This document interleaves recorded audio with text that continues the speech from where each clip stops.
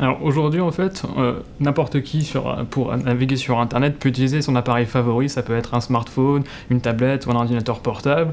On peut être sur Mac, Windows ou Linux, aussi sur smartphone on peut être sur iOS ou Android. Et donc tous ces systèmes d'exploitation et tous ces appareils différents sont formidables parce que chacun peut trouver l'appareil qui lui convient pour naviguer sur internet. Le problème c'est qu'il faut quand même des mécanismes sur internet pour pouvoir rendre tous ces appareils compatibles aux différents sites web qu'on visite. Parce que par exemple, un site web sur un écran de smartphone ne va pas s'afficher de la même manière qu'un site web sur un grand écran, par exemple avec une résolution 4K. Et donc, aujourd'hui, ce qui se passe quand on se connecte à un site web, on va renvoyer quelques informations au site web pour optimiser l'affichage du site web. Donc on va par exemple dire, j'utilise Firefox par exemple avec la version 53, avec une résolution d'écran qu'on va indiquer au site web. On peut aussi envoyer d'autres informations, par exemple comme le fuseau horaire ou la liste des plugins qu'on a dans notre navigateur. Et donc, toutes ces informations que le serveur peut récupérer existent en fait pour optimiser au maximum l'expérience de navigation sur Internet. C'est vraiment pour rendre la navigation sur Internet la plus confortable possible pour chaque utilisateur. Le problème en fait, c'est qu'aujourd'hui il existe des scripts qui vont collecter toutes ces informations et qui vont former ce qu'on appelle l'empreinte digitale d'un navigateur. C'est-à-dire qu'en fait, des serveurs vont récupérer le maximum d'informations possibles pour avoir la représentation la plus précise, la plus complète possible de votre appareil.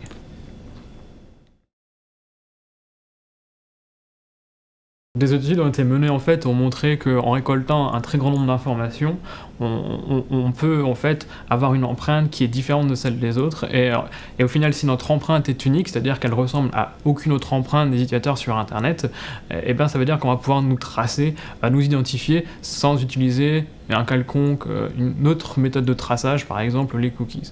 Et donc la question est pourquoi notre empreinte peut être unique? Et ben ça peut être parce que on va utiliser par exemple un écran qui a une résolution très inhabituelle, on peut utiliser un système d'exploitation qui est très inhabituel, donc ça veut dire qu'on va avoir les valeurs qu'on va récupérer dans notre empreinte va être très différentes des valeurs des autres, au final le résultat va faire que notre empreinte va être unique. Et aussi, avec les études qui ont été menées, ce n'est pas forcément une valeur en particulier qui va nous rendre unique, mais ça va être la combinaison de toutes les valeurs qui va faire que notre empreinte est unique. Par exemple, ce n'est pas parce que je vais utiliser Windows avec un très grand écran qu'en général je vais être unique, mais c'est en combinant toutes les informations que je récupère, à la fois les informations au niveau côté matériel, côté navigateur, mais aussi côté système d'exploitation, qui font que, en général, en combinant tout ce qu'on peut récupérer, la totalité des informations peut être unique. Et donc moi, pendant ma recherche que j'ai effectuée pendant ma thèse, j'ai développé un site qui s'appelle amaunique.org, et donc c'est un site sur lequel tout le monde peut se rendre et peut consulter l'empreinte de son navigateur. Et donc ce qui va se passer quand on va arriver sur ce site, le serveur va récupérer l'empreinte du navigateur et va comparer cette empreinte à toutes les empreintes qu'on a déjà récoltées par le passé. Et donc ça va nous permettre de savoir si par rapport aux autres utilisateurs qui se sont connectés, si on a des valeurs de notre empreinte qui sont uniques ou qui ne sont pas uniques. Et donc, un des avantages de ce site web, c'est que pour chaque attribut qu'on récupère, on va avoir une valeur, un pourcentage d'unicité pour chaque valeur qu'on a récupérée. Et donc, ça va permettre de savoir, par exemple, si je suis Windows, il y a beaucoup d'utilisateurs aujourd'hui qui sont sous Windows, donc ça veut dire qu'en général, je vais partager cette valeur-là avec beaucoup d'utilisateurs, mais par exemple, si j'ai un écran avec une très grande résolution, ou j'ai une combinaison de langues qui sont assez inhabituelles, probablement sur le site on aura un pourcentage d'unicité qui sera très élevé parce que je serai probablement un des seuls utilisateurs du site Amaunique à avoir cette valeur-là. Et donc, grâce aux données récupérées par le site Amaunique, on a pu analyser la diversité des appareils sur Internet. Et en fait, sur notre site Internet, sur les données qu'on a récupérées, environ 90% des utilisateurs avaient une empreinte qui était unique. Donc ça veut dire que 9 utilisateurs sur 10 qui se connectaient à notre site Internet étaient identifiables, c'est-à-dire étaient traçables en fait sur Internet. Et donc c'est pour ça qu'aujourd'hui, le traçage par empreinte digitale de navigateur, c'est une menace pour la vie privée.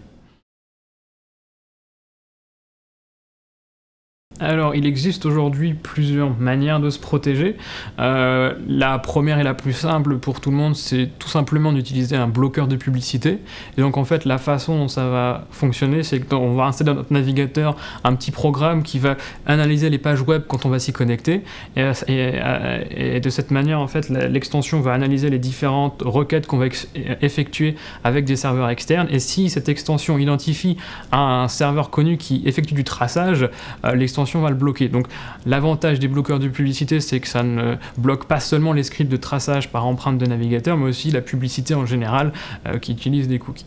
Et donc ça, c'est la méthode la plus simple. La deuxième méthode donc, est d'utiliser un navigateur qui va aussi contenir directement un bloqueur de publicité, mais qui a aussi des modifications qui ont été effectuées pour directement se protéger contre le fingerprinting. Et donc aujourd'hui, par exemple, il y a le navigateur Tor qui existe, où beaucoup d'efforts ont été faits pour limiter au maximum les informations identifiables dans les navigateurs, mais il y a aussi d'autres navigateurs comme le nouveau navigateur qui s'appelle Brave qui va bloquer certaines fonctionnalités du navigateur pour qu'on limite au maximum la quantité d'informations collectées.